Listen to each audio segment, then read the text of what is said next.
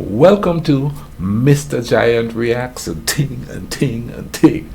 I'm Mr. Giant, and today we're going to watch a series of short videos. And this one is called Canada History Matters, I do believe, you know what I mean? And the very first short video we're going to watch is Why Didn't Jamaica Join Canada? And it's an animated type thing, you know. So this is going to be interesting. So let's go ahead and YouTube and simmer and see what I go on here.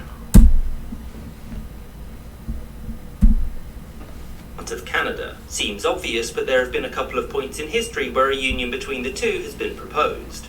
The same is also true for the rest of Britain's former colonies in the Caribbean, where the same idea was put forward in the 1960s. So why didn't it happen? Yeah. Why isn't Jamaica or any of these countries a part of Canada? So in the 19th century there were some small-scale discussions on who should be able to join the brand new Canadian Confederation. Britain was fairly neutral on whether or not its Caribbean territories would be run from London or Ottawa. This was because a colony of a colony is still really a colony, and also Britain's attention was much more focused on India because money. This discussion was mostly academic though until after the First World War. At this point, Britain was struggling with being broke. As such, British Prime Minister David Lloyd George wanted to consolidate the governments of some colonies to make things cheaper. And one such proposal was that Canada, which was much less bankrupt, would run the Empire's Caribbean colonies. But Canada's Prime Minister Robert Borden declined. Not because he didn't want the islands. He definitely did, mostly as compensation for all of the world warring that Canada had been doing. He reluctantly declined though because the Canadian people opposed it, many of whom, including the opposition, saw empire as the reason why Canada had been dragged into the conflict in the first place. And as such, Jamaica remained under the control of London. During World War II, Britain's relationship with its Caribbean colonies became strained, and as a result, Canada filled the void and relations between the two improved. The British government could see that its empire was unravelling, and so it opted to begin the process of preparing the Caribbean for independence. It did this with the least effort possible in what's known as boilerplate independence. This is where Britain used a one-size-fits-all approach to decolonisation. Britain didn't want to repeat this process 10 times, and so it just merged all of its Caribbean colonies together to form the West Indies Federation. During this process, it was discussed whether or not they would become independent or simply join Canada as a single province. Some of the islands were pro-Canada, and others, notably Jamaica, were pro-independence. The leaders of the Federation couldn't agree on basically anything, and so it fractured in 1962, and one by one each part became independent. And so after their freedom, surely there was no desire for any of these countries to join Canada, right? Well, there were two. The first was British Honduras, whose interest was much more about Britain doing a terrible job at preparing it for independence than any real desire to join another nation. Honduras and its neighbour Guatemala had many disagreements on borders, access to the sea, and trade, and Britain didn't care enough to fix any of these problems, which is why some politicians in Honduras pushed to join Canada. This never went anywhere, and British Honduras gained full independence as Belize in 1981. The second was the Turks and Caicos Islands here. The people who lived there wanted much better access to other markets and countries for themselves and for their goods. But Britain was in a no foreigners please kind of mood, and so politicians there discussed the idea of joining Canada. This proposal gained steam until the 1980s, when some prominent Canadian politicians backed the idea and official talks between the two took place. Most of the islanders backed joining Canada, but the Canadian people were very focused on another divisive issue at home: a free trade agreement with the United States. This debate raged for years and was so important to Canadians that nobody had any desire to discuss grabbing a few Caribbean islands and what that would entail. And given that this debate took about a decade to settle down, the idea of annexing a Caribbean island just sort of faded, leaving Canada without a Hawaii of its own. I hope you enjoyed this episode, and a special thanks to my patrons, James Bizanet. Wow. Now, I have to admit, I didn't know this. I did not know this. This is the first I've heard of this. I know we had something called a West Indian Federation that we tried to get all the Caribbean islands together, but the larger of the islands in the Caribbean, they said that they would be carrying the load for all the other smaller islands, so that that sort of dissipated into the air somewhere. And I do believe it was a Grenadian, Mary Shaw, was one of the leading proponents of this here, you know. If you know, tell me I'm wrong, but I'm quite sure of it, you know what I mean? But this is all news to me. I didn't know that, because they had Grenada as one of the places that was purported to join the Federation. Of course, I understand the wording of it, you know, because Canadians were saying, according to the video, that joining would be like forming an empire have your own little Caribbean island, like America have Puerto Rico and Guam, and the U.S. Virgin Islands and things like that. And it would be hard to maintain an economy of a place that's so far away unless you have that place come and join you and you strip them of their natural resources to benefit your people. But that was interesting there, man. Let's get to the next video here and see what the next one is going to be all about. So the next one is why didn't France try to retake Quebec? That ought to be interesting, you know what I mean? Let's see what's going on here. Quebec is well known as the French-speaking part of Canada, but before it was a part of the land of Maple Leaf, it was a part of British North America, and before that,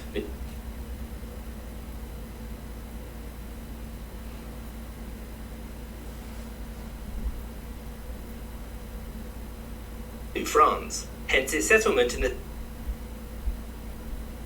17th century by French speakers who became the Quebecois of today. But given the former British control and their past animosity with the French, why didn't France ever try to retake Quebec for itself? Why did they just leave it to their rival? So France controlled Quebec. Quebec is well known as the French-speaking part of Canada, but before it was a part of the land of Maple Leaf, it was a part of British North America, and before that, New France. Hence its settlement in the 17th century by French speakers who became the Quebecois of today. But given the former British control and their past animosity with the French, why didn't France ever try to retake Quebec for itself? Why did they just leave it to their rival?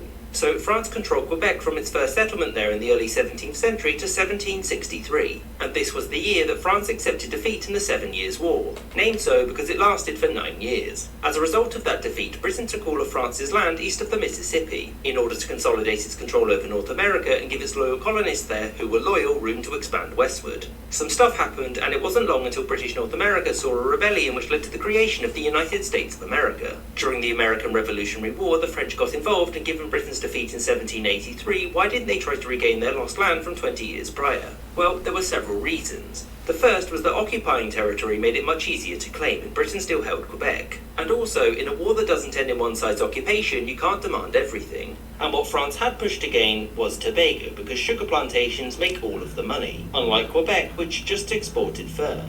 The second reason was that France had largely got what it wanted, and that it wanted to aid the US to make Britain economically weaker, and that had been achieved. There was no sense in pushing too hard and forcing Britain to keep fighting, which would have been expensive. Which brings us to the third reason: money. France was mostly broke at this point, and re-establishing imperial control over a colony that wasn't very lucrative in the first place was quite expensive. So what about after this? As you'll know, the American Revolution wasn't Britain and France's last war, since the French Revolution and the subsequent Napoleoning of Europe meant that there was plenty of war to be had. France, however, despite Napoleon's many victories, wasn't in a position to invade North America because the Royal Navy was blocking the way, and also Napoleon didn't want to upset the United States. And so, with this knowledge, better plan. Sell Louisiana to them and use the money to fight and defeat as many enemies. And after Napoleon's eventual defeat, there was no more wars between Britain and France, so gaining Quebec that way wouldn't be possible. Furthermore, as time went on, Quebecois and French culture diverged, and the connection between the two became weaker. For example, during World War I, the Quebecois opposed conscription, since they had no loyalty to either the British Empire or their French ally.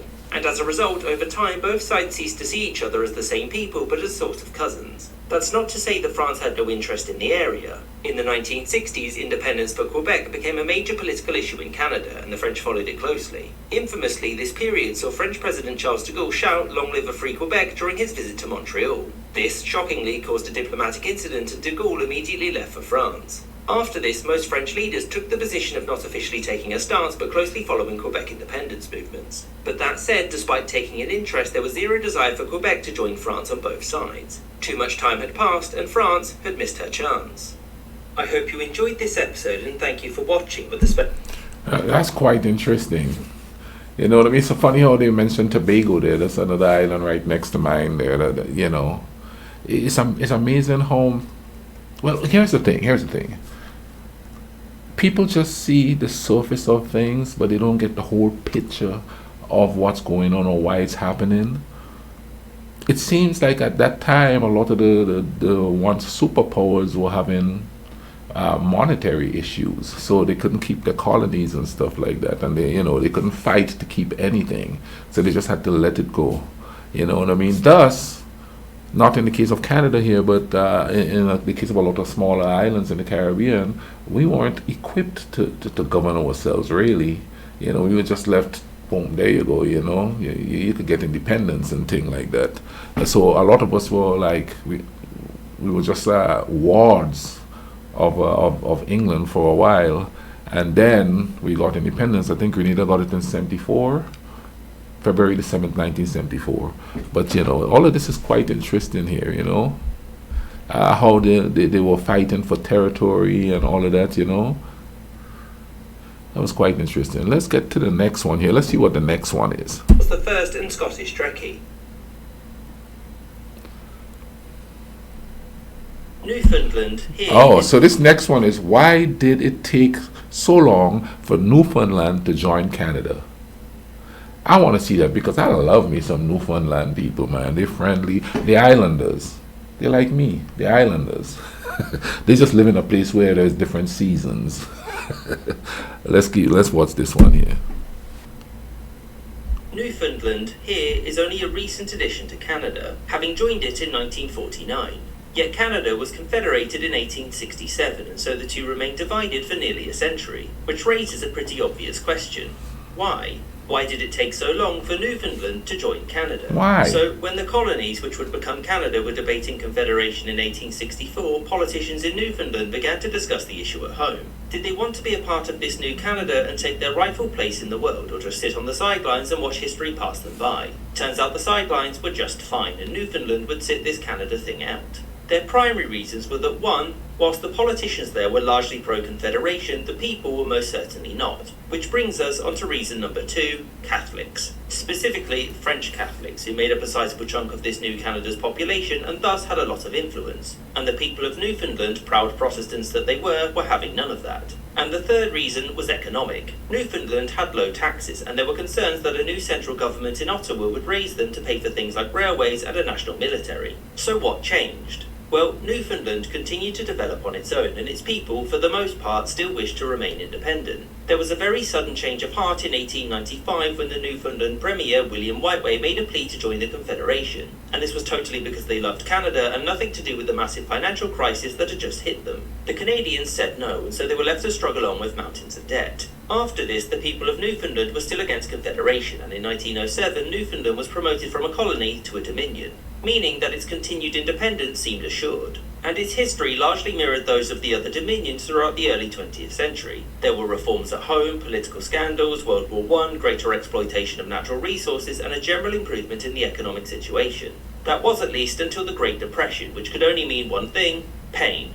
Newfoundland was essentially bankrupted by this, and so it went for the previous tactic of trying to sell itself to Canada. The Canadians said no because it sounded expensive. Wow. And the British refused to help unless Newfoundland suspended its government and let them run it instead, which they did in 1934, and the British took over before proceeding to also be terrible at running the place. So in World War II, the British negotiated away basing rights to the United States in return for some much needed ships, and the Americans began massive investment in the area. This drastically improved the living standards of the people living there, and after the war, many people demanded that British rule come to an end, which meant it was time for a referendum. The people had two choices: go back to being independent or remain under British control. The first option terrified the British because it would have meant Newfoundland increasing its ties with the United States, and there were some there even advocating for statehood. This option also terrified the Canadians because with these borders, Canada's access to the Atlantic could be restricted, and along with it, Britain's access to Canadian resources. And so, to stop this potential outcome from happening, the British and Canadians teamed up to add a third option to the ballot: join Canada.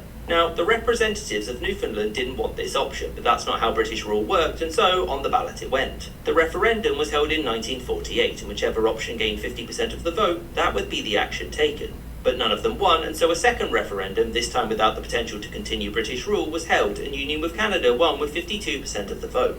And after some negotiations, Newfoundland ceased to exist as a nation and became a part of Canada the next year. I hope you enjoyed this episode, and thank you for watching with a special... Wow, that was interesting. The main things that come into play when you have any kind of political vibes going on is money and religion. We are so predictable, aren't we? We are just super predictable. Let's go to the next one here. So the next one we're going to be watching is, why do ex-British colonies use dollars instead of pounds? Why? You know what I mean? Because I know, well, there was a point in Grenadian history where we used pounds and shillings and pence and stuff because my mom told me about it, right? But I never lived through it. I think when I was getting old enough to understand that about things like that, we were gradually going into dollars, or we had already gone into dollars. That's what I was raised with. You know what I mean? So I don't even understand the pounds, shillings, and pence type of a monetary system or anything like that. Let's go ahead and see why they use dollars instead of pounds. The United Kingdom uses the pound sterling, and up until the 1940s, the pound was the dominant international currency. Yet, when you look at many former British colonies, you'll notice that they use dollars and not pounds. Now, obviously, we can't go over every former British colony, and so the two we'll discuss are Canada and Australia, because these two nations maintained good relations with Britain up until their independence and both made conscious efforts to drop the pound. So why exactly do these former British colonies use dollars instead of pounds? Canada dropped the British pound in 1841 and replaced it with its own. The Canadian pound was worth slightly less than the British one, and it wasn't long before it was dropped for the brand new Canadian dollar. The reason why Canada opted to do this was twofold, and the first was a simple case of proximity. Its nearest neighbour was a major economy, and Canada did a great deal of trade with them, which was only ever really going to increase. And for them, it was a simple case of neighbours having a similar currency. The second reason was that since its inception, the dollar had always been a decimal currency. What that means is that it's simple, since there's only 100 cents to the dollar. The British pound was not a decimal currency and worked like this. Each pound was made up of 20 shillings, which in turn was made up of 12 pennies, and a penny was comprised of 4 farthings. Thus, a single pound was made up of 960 farthings, or 240 pennies, and the value of these subunits was very volatile. Now, it should be noted that despite Canada dropping the pound, it was still the world's primary international currency. After Britain became the first major nation to withdraw from the gold standard in 1931, it created what was called the sterling area. This was where all of Britain's colonies pegged their currency to the pound at a fixed exchange rate. And this was followed by the Ottawa system, also called the Imperial Preference System, which put tariffs on other nations that used a different currency in any trade that wasn't carried out in pounds. Oh. Canada wasn't a member of the sterling area because, obviously, but it did become a part of the Imperial Preference System. So what about Australia adopting the dollar? It didn't neighbour the United States, so what reason would it have for dropping the pound? Discussions about adopting a new currency didn't really begin until after the Second World War. Britain was largely bankrupted by this, and so Australia's main trading partner was buying less. Someone who was buying more, though, was America, and given that membership of the sterling area made selling to them harder, a decision had to be made. As such, in the 1950s, Australian Prime Minister Sir Robert Menzies ordered a review into whether or not Australia should continue to use the pound. And the answer was no. The reason being that Britain's share of the global economy was shrinking, and so punishing the Australian economy by preferring them over the rest of the planet didn't make much sense. And one final reason was that of identity. Australia, along with other former British colonies, wished to distance themselves from the old imperial metropole. In 1966, Australia ditched the pound and adopted its own dollar with 100 cents. And so that's why ex-British colonies dropped the pound for the dollar. The lack of decimalisation made the pound more prone to fluctuations, which affected ordinary people. There was also the acceptance that the United States was now the world's dominant economy, and that using a dollar would make trade with them much smoother. I hope you enjoyed this episode, and thank you for watching, with thanks to my Patreon supporters whom you can see on screen now. And with an extra special thanks to James Bin. Oh, righty then, you know? I can understand the proximity thing because, I mean, it'll be easier to trade with a country that has the same type of currency as you do. And I guess that's the same thing that happened with the Caribbean, you know what I mean? I guess we still trade with England for the longest and still do. But then again, with America being in such close proximity, I can understand why we use the dollar. Kind of the same thing as Canada did. Proximity, people, proximity. Let's go to the next one. So, this next one here is called the Canadian Revolution Explained. A Canadian Revolution? I've read all this history and I've watched all these things, but I've never heard anything explained as a Canadian Revolution. Let's go ahead and see what this vibe is all about here. Behaved British colony. Whilst its southern neighbour rebelled and broke free, the British Northern Territory stayed loyal and wanted nothing to do with it. Okay, Yet, yeah. Canada, like so many other territories of the British Empire, did have its own armed revolution, which will be a surprise to many. So Canada didn't really exist at this point and was actually a series of British colonies. The two important ones were Upper Canada, capital Toronto, and to its north, Lower Canada, focused on Montreal and being host to a majority French-speaking population. Throughout the early 19th century, the people of these two Canadas had wished for wide-sweeping reforms to the colonies. And the answer, in case you were wondering, was no. This was because both of the Canadas were run by closed-off, anti-democratic oligarchic collectives. In Lower Canada, it was the Chateau clique, made up of mostly Englishmen who wanted the French speakers there to integrate to an English way of life, which, in case you're wondering, did not endear them to the population. In Upper Canada, it was the Family Compact in charge, and it was also hostile to democracy. These groups obviously had their critics. In Upper Canada, the primary critic was William Lyon Mackenzie, who led the Reform movement. And in Lower Canada, it was Louis-Joseph Papineau, the leader of a group called the Patriots. In 1832, after some protesters in Montreal were shot by Crown soldiers, Papineau sent a list of demands to the British government in order to reform the colony. Britain and the Lower Canadian leaders decided that they weren't going to launch any reforms and that actually everything was perfect already. And over the next 5 years, tensions continued to rise and the deadlock continued. In November 1837, things started to turn a bit radical and the Lower Canadian government attempted to arrest Papineau. He fled south to the United States and his supporters began to violently resist government attempts to round people up. The government wasn't able to suppress this quickly and it soon turned into a full-scale revolt against British rule. In Upper Canada, seeing their neighbours revolt there in full swing, Mackenzie and his followers followed suit and began their own uprising. They did well at first because the troops there had been moved out of the province, but the revolutionaries had one major issue: they weren't professional soldiers. This didn't stop Mackenzie from declaring the creation of the Republic of Canada, which then promptly collapsed as the revolutionaries were defeated by local militiamen. You would assume that was it then for the Canadian Revolution, but fun fact, no. The rebellion had garnered a great deal of interest in the United States, and many there were sympathetic to the Canadians' plight. Some Americans formed groups which welcomed Mackenzie and Papineau and sought to help them in making Canada a republic. This eventually led to a group of American volunteers called the Hunter Brothers crossing the border and invading Canada. And it wasn't long before British troops killed Americans, which inflamed tensions. Now, obviously, armed American citizens invading Canada was a cause for concern in both London and Washington, who didn't want war. In the end, both sides came to an agreement to suppress Americans crossing the border, and in Canada itself, the Lower Canadian Rebellion had been completely crushed by the end of 1838. So what did this mean for Canada and the rebels? Well, Britain wanted to prevent a rebellion from happening again, so he tasked Lord Durham to make a list of recommendations for reform. The first, and the only one that was initially followed, was the unification of the Canadas into just one Canada. And as for the leaders of the rebellion, they remained in exile in the USA. Eventually, though, they were pardoned and returned to Canada. And so, the Canadian Revolution was over, and whilst it didn't create an independent Canadian Republic, it did, to a certain extent, create Canada. I hope you enjoyed this episode and thank you. Wow, that was quite interesting. And it's kind of crazy that that American civilians pick up arms and try to help the one side in Canada.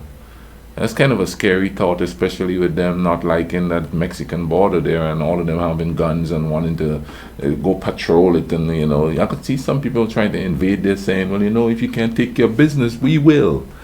That's a scary thought right there, I tell you. You know what I'm saying? That was the last one we're going to watch there on Canadian History Matters a Thing. Hope you guys enjoyed this. I learned a few things there, about us in the Caribbean wanted to join Canada and thing, which kind of happened with immigration pretty much. We just came up there, you know what I mean? But I hope you guys enjoyed it. I'll leave a link in the description for this video. You all could go check it out, the thing, I'll also leave links to other Canadian videos that I've reacted to. You all could check this out. If you enjoyed this video with me, drop a like on the video for me, please, okay? You all take care of each other. Cool runnings.